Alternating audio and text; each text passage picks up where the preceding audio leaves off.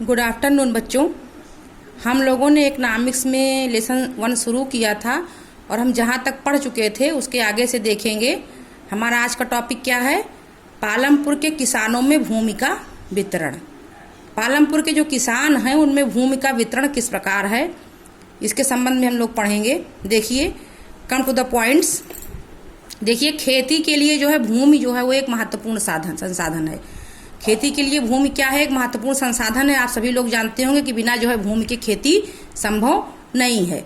लेकिन दुर्भाग्य हमारे देश का क्या है कि कृषि प्रधान देश होते हुए भी जो है सभी लोगों के पास खेती के लिए पर्याप्त भूमि यहाँ पर नहीं है। ऐसी स्थिति पालमपुर के संदर्भ में हम देखेंगे।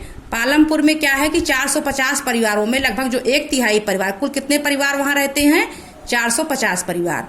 और उसमें से लगभग जो 1/3 परिवार हैं उनके पास खेती की जमीन है तो उपलब्ध नहीं है। अगर है मतलब जो उनके पास क्या है, खेती की जमीन उपलब्ध नहीं है। मतलब वो लोग खेती तो करते हैं लेकिन अपनी जमीन उनके पास नहीं है, दूसरे के खेतों में काम करते हैं। और इनमें ज़्यादातर लोग कैसे हैं? वो जिनके पास अपनी भूमि नहीं है वो सभी लोग जो है दलित हैं। मतलब क्या हुआ कि जितने 450 परिवार हैं जिसमें से 1/3 परिवारों के पास जो है खेती योग्य जमीन उपलब्ध नहीं है। और ऐसे लोग कौन से हैं? दलित हैं। तो बाकी जो बचे कौन से? 240 परिवार, वो कैसे हैं? उनकी क्या स्थिति है? देखिए, उनके पास जमीन है लेकिन जो है 2 हेक्टेयर से कम क्षेत्रफल वाले छोटे भूमि के टुकड़े हैं जिस पर वो खेती का काम करते हैं। मतलब ये हुआ कि 250 परिवार ऐसे हैं जिनके पास जमीन तो है, कहने के लिए जमीन है, लेकिन जो जमीन का टुकड़ा है वो बहुत ही कम है। 2 हेक्टेयर से कम उनके पास जमीन है, 2 हेक्टेयर कम क्षेत्रफल से कम जमीन है जिस पर जो है वो उस भूमि के टुकड़े में वो खेती का काम करते हैं। तो ये क्लियर हो गया होगा आप लोगों को। फिर नेक्स्ट देखिए, ऐसे जो परिवार हैं कौन से? जिनके पास जो है जमीन तो है लेकिन कम है। ऐसे परिवारों को पर्याप्त आमदनी नहीं हो पाती। जाहिर सी बात है, जब उनके पास जमीन कम है तो जो है उसी जमीन में उनको खेती करना है। तो जितना अनाज पैदा होगा उनके खाने भर का ही होगा, तो कहाँ से उसको बाजार में बेचेंगे? जब बेचेंगे नहीं तो उनकी आमदनी भी संभव नहीं होगी। यहाँ देखिए, एक फिगर हमने बनाया है। इस फिगर को आप लोग देखिए। इसका टाइटल क्या है? कृषि क्षेत्र और कृषकों का वितरण। ये पालमपुर के संबंध में है कि किस प्रकार से कृषि क्षेत्र वहां पर है और कैसे कृषकों का क्या वितरण है, इस फिगर में दिखाया गया है। देखिए, 2 प्रकार के कृषक हैं। देखिए, एक सर्किल ये है, एक सर्किल ये है। इसमें आपके जो है सीमांत और छोटे कृषक हैं। सीमांत का मतलब क्या होता है बच्चों?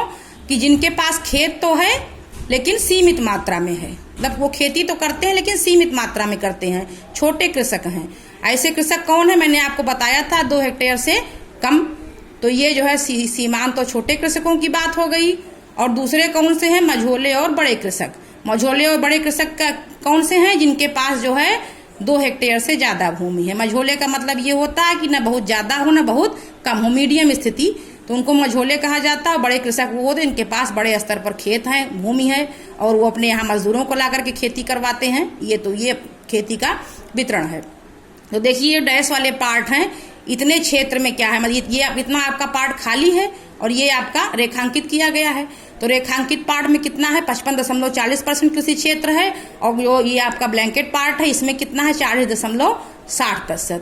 तो कहने का मतलब है ये जो रेखांकित भाग है, ये जो है इतना जो भाग है ये आपका सीमांत और छोटे कृषकों का है। और ये जो बाकी बचा वो और लोगों के पास गया। और इसमें भी देखिए, जो मझोले और बड़े कृषक, मतलब यहाँ से लेकर के यहाँ तक का पार्ट देखिए, एरो दिखाया गया है यहाँ तक, ये आपका जो रेखांकित भाग है वो सीमांत, छोटे कृषक और मझोले कृषकों का है। बाकी जो ये बच रहा है आपका खाली पार्ट, ये और ये बड़े कृषकों का है। तो ये 15% इधर है और इधर जो है क्या नाम से आपका 55.40% ये है। और 44.60% जो है आपका ये खाली वाला पार्ट है। और इधर जो खाली पार्ट है वो कितना है? 85%। मतलब 85% जो है बड़े लोग हैं और 15% जो है आपके मझोले हैं। तो ये फिगर के माध्यम से आप लोगों को क्लियर हो गया होगा। अब नेक्स्ट पॉइंट पे आते हैं। जो पालमपुर में मझोले और बड़े कृषकों के 60 परिवार हैं। कितने परिवार हैं उनके?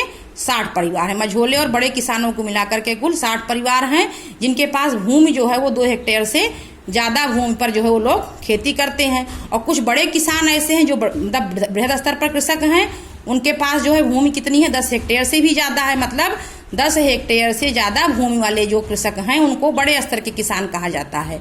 और ऐसे लोग जो है अपने यहाँ खेती पर काम करने के लिए मजदूरों को भी रखते हैं, वो स्वयं परिश्रम नहीं करते। और जिन लोगों की पर्याप्त आमदनी होती है, मतलब जिन लोगों की पर्याप्त आमदनी जो है कृषि कार्य से नहीं हो पाती है, जैसे कुछ लोग हैं जिनके पास भूमि जो है कम है, उनके पास खेती से जो भी पैदा हो रहा है उनके खाने भर का हो रहा है, तो कृषि से उनकी पर्याप्त आमदनी नहीं हो पा रही। जब अतिरिक्त अनाज नहीं बचेगा तो उसको वो बेचेंगे नहीं, और बेचेंगे नहीं तो उनकी आमदनी नहीं होगी।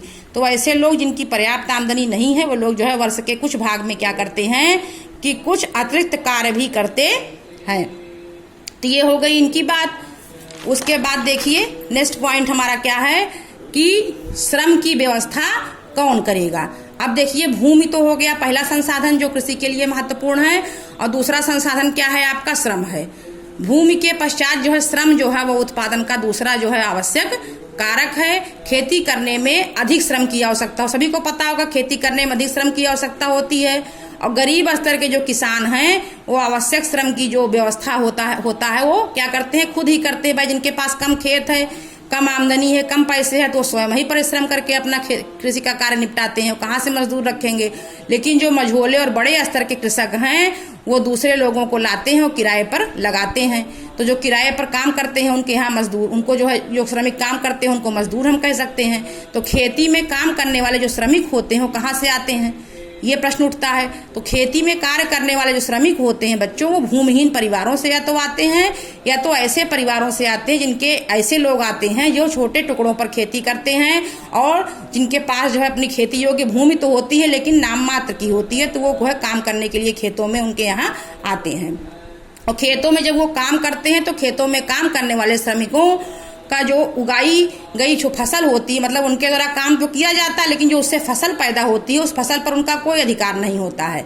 बल्कि उनको क्या किया जाता है, उनको उनके काम के बदले में केवल नगद मजदूरी और कुछ वस्तु या अनाज जो है वो दिया जाता है। कुछ नगद मजदूरी दे दिए, कुछ अनाज दिए, कुछ और दे दिए, इस तरीके से उनको भुगतान हो जाता है। और यह मजदूरी जो होती है वो एक क्षेत्र से दूसरे क्षेत्र में, एक फसल से दूसरी फसल में और खेती में एक से दूसरे कृषि कार्य जैसे बुआई कटाई के लिए अलग अलग होती है। मतलब कहने का ये हो गया कि जो मजदूरी पर ये मजदूर कृषक जो है लाए जाते हैं, श्रमिक लाए जाते हैं, ये जो है एक क्षेत्र से दूसरे क्षेत्र, मतलब एक खेत से दूसरे खेत में काम करने के लिए, या एक फसल का पूरा कार्य हो गया, जुआई बुताई सब हो गई जो है बुआई कटाई, तो ये जो है दूसरी फसल में कैसे क्या होगा उसमें इनको काम करने के लिए मिलेगा। मतलब कहने का ये है कि ये मजदूरी का कार्य जो है वो एक क्षेत्र से दूसरे क्षेत्र में और एक फसल से दूसरी फसल में और खेती में एक से दूसरे कार्य में। एक कार्य का पहले क्या होता है, फसल के क्रम में, खेती के क्रम में पहले हम बुआई करते हैं, फसल परिपक्व होती है, सिंचाई होती है, फसल परिपक्व हो उसके बाद उसकी कटाई होती है। तो बुआई से लेकर कटाई तक के क्रम में जो है इनको रखा जाता है। इनकी मजदूरी सब चीज में अलग अलग होती है। ठीक है। उसके बाद देखिए हमारा अगला पॉइंट क्या है कि रोजगार की अवधि में भी जो है काफी भिन्नता होती है। मतलब इनको जो रखा जाता है काम पर, तो इनका रोजगार का कितना समय तक ये रोजगार करेंगे, कितने समय तक इनका कॉन्ट्रैक्ट क्या है ये देखेंगे। तो रोजगार की अवधि में भी काफी भिन्नता होती है। कभी कभी क्या होता है कि खेती में कार्य करने वाले जो श्रमिक होते हैं या तो दैनिक मजदूरी पर रखे जाते हैं। तो दैनिक मजदूरी का मतलब ये हो गया कि रोज आए और काम किए, रोज का रोज उनको जो है पैसा दे दिया गया या अनाज दे दिया, जो भी उनका तय हुआ वो दे दिया गया और चले गए। और कुछ ऐसे होता है विशेष कार्यों के लिए रखे जाते हैं, जैसे कटाई के समय ज्यादा आदमियों की आवश्यकता होती है, ज्यादा श्रम की आवश्यकता होती है, तो उस समय रखे जाते हैं। कटाई के समय तो उनकी जो है अलग मजदूरी होती है निर्धारित। और कुछ होते हैं क्या कि कुछ किसान, कुछ बड़े स्तर के कृषक क्या करते हैं कि पूरे वर्ष के काम के लिए उनको रख लिए जाते हैं। मतलब कि बुआई से लेकर के कटाई तक उनका पूरा ठेका हो जाता है कि तुमको साल भर के लिए हम इतने काम के लिए यहाँ पर रख रहे हैं, और उनका साल भर का उसी हिसाब से उनको भुगतान कर दिया जाता है। तो ये बच्चों आज हम लोगों ने इतना पढ़ा। इसमें हम लोगों ने क्या क्या पढ़ा, इसमें हम लोगों ने भूमि के विषय में पढ़ा, भूमि का किस प्रकार वितरण है वो हमने जाना, और इसके अलावा श्रम की व्यवस्था के विषय में हमने पढ़ा। तो इस वीडियो को आप लोग जो है अच्छे से देखेंगे, समझेंगे। किसी को कोई प्रॉब्लम होगी तो हमसे पूछ लेगा। आज के लिए इतना ही बच्चों, धन्यवाद।